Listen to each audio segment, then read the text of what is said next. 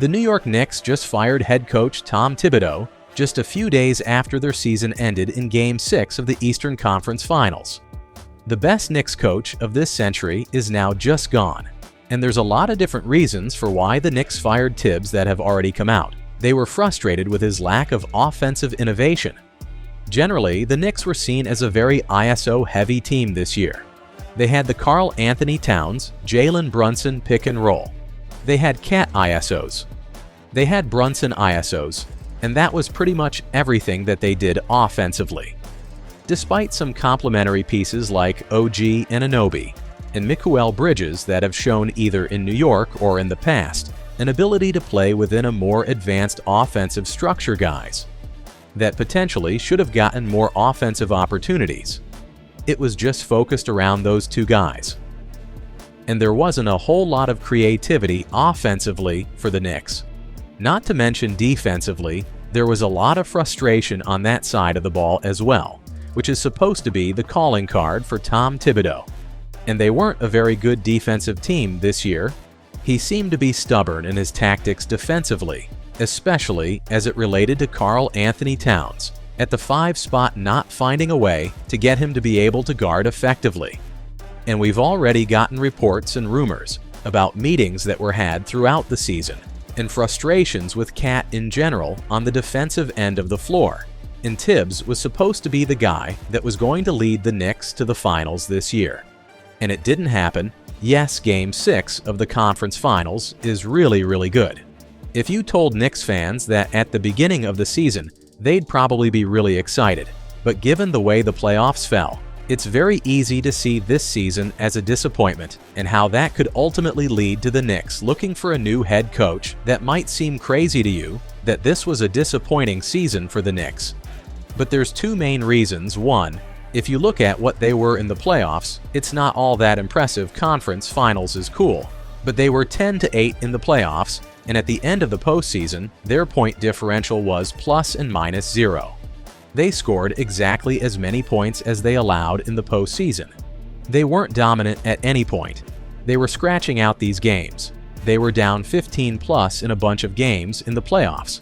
Yes, they beat that Detroit team, but at times the Knicks did not even look like the better team in that series.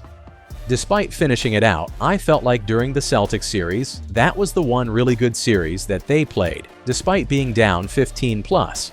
Once they figured some things out, at times it looked like they were out-coaching the Celtics in that series, because of the way that they forced them to really play offensively in this very ISO-heavy scenario.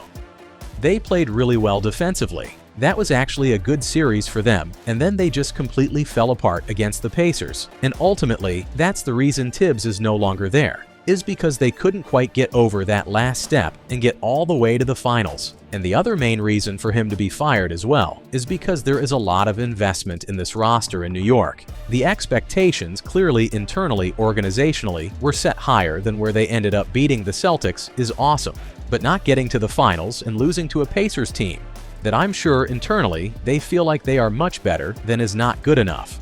Given that you give up all these future first-round picks for Mikal Bridges, you're paying a ton of money to OG, and no, you just signed Jalen Brunson to an extension. You add Karl Anthony Towns, his giant salary last offseason. You've got, theoretically, one of the best starting 5s in the entire league. Yet, that unit can't play particularly well together. Ultimately, they decided that that was a coaching issue and that it was time to move on. And this is obviously very interesting timing. Jalen Brunson, right after the conference finals is over, said publicly that Tibbs was the guy. He publicly defended him. He thought it was laughable that someone was even asking him the question if Tibbs was the coach that they needed to lead them moving forward. And it just kind of seems like surprising. Head coaching firings is the new thing now in the NBA. The Grizzlies and Nuggets both fired their coaches a few days before the postseason even started. And now the Knicks, right after making the conference finals, are moving on from their guy as well. I want to go back to a statement I made in the intro that might have caught some people's attention. Tom Thibodeau is undoubtedly the best Knicks coach of this century. You can talk about the failures of the season, how the season could have gone. The New York Knicks, they have been a dumpster fire for almost the entirety of this century since 2000. You've got a little bit of an uptick with the Carmelo Anthony team. But ultimately, those weren't teams that you really thought were going to do all that much in the postseason. There's some Mike Woodson teams, some Mike Denton teams, but ultimately teams that you felt like actually had a chance to win the title or compete or go to the finals. It was these Tib teams, and that's it. Then you gotta go all the way back to like the Van Gundy teams, the Pat Riley teams, and you can say whatever you want to about Tibbs as the coach. He was the guy that was there when they finally turned things around. Yes, the front office did a lot of really good things, namely bringing in Jalen Brunson in free agency. But it was clear that Tibbs at least had something to do with turning around the culture and the mindset of this organization. And now you gotta find a new guy right now. It seems like there's two coaches at the front of the line for this head coach, opening for a couple of different reasons. One, you don't really want to go out and look for an inexperienced guy in this scenario. Normally, when you are firing someone that is as experienced as Tibbs, and your team is in the situation that the Knicks are in, where you're not particularly interested in player development, you're not particularly interested in developing the young guys. You're trying to get the most out of your top 6, 7, 8 guys. Generally, you're looking for a vet. You're looking for guys that have championship experience potentially, or guys that at least have deep postseason experience. So a couple of coaches that are going to be at the top of the list, we would assume are Mike Budenholzer, who just finished up his tenure. His one-year tenure with the Phoenix Suns' Michael Malone, who just got fired by the Denver Nuggets, and Frank Vogel as well, who obviously has won a title in the past with the Lakers. Those would be the 3 guys I would look at. I think Budenholzer is probably near the bottom of the list because he literally just got fired by the Suns, and then he was previously fired by the Bucks. So going to his 3rd team in 4 years probably doesn't make a lot of sense for him. But I think Michael Malone and Frank Vogel both would make a lot of sense, like I said, bringing some of that playoff and that championship experience that, yes, Tibbs does have. But you're, in my opinion, not going to go from someone like Tibbs to some random assistant that's never been a head coach before. This is a veteran roster. This is a team that knows what they need to do, and they need someone to just lead them a little bit more in terms of innovation on both ends of the floor, and ultimately, this can absolutely be a positive thing for the New York Knicks. But I did not expect this. I did not think this was coming, and I think it's easy to argue that this was actually a mistake for the Knicks. Yes, there were disappointing parts of the roster. Yes, where there were things they could have done on each end of the floor, but you were 2 wins away from the NBA Finals. Think about where the Knicks have been since 2000, and then think about the fact that they were 2 wins away from making the finals. That's where they were with this head coach, and there's no guarantee that things are going to improve. There's no guarantee that coach is going to be able to get out of Karl Anthony Towns, Jalen Brunson, and everybody else.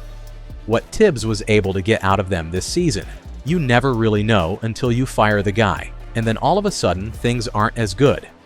I'm not saying it's a guarantee that it was a mistake, but it is absolutely a risky move to go from a coach that has been there, that knows these guys, that knows what they can and can't do, and frankly, a potentially flawed roster in terms of what he wants to do defensively at the point guard and the center spot guys that just can't guard, and Brunson and Cat. It's easy to argue that the roster was actually the issue here in New York and not Tibbs as head coach. Ultimately, only time will tell whether this was the right choice. It's very interesting to see a team make the conference finals and then fire their coach, and who they bring in is going to be certainly a topic of conversation all offseason. And all of this could also potentially be leading to a different roster next season for the Knicks as well. There's already rumors about people being upset with Karl Anthony Towns. In his defense, the possibility of bringing in someone like Kevin Durant. Maybe Giannis is someone that they're potentially going to be able to go out and get. The off-season possibilities for the Knicks, and maybe that will be the reason why the team improves. Not so much the coach, but an incredibly interesting conversation to have around a team that just made the conference finals. We're looking at the Knicks as NBA champions this time next year, basically.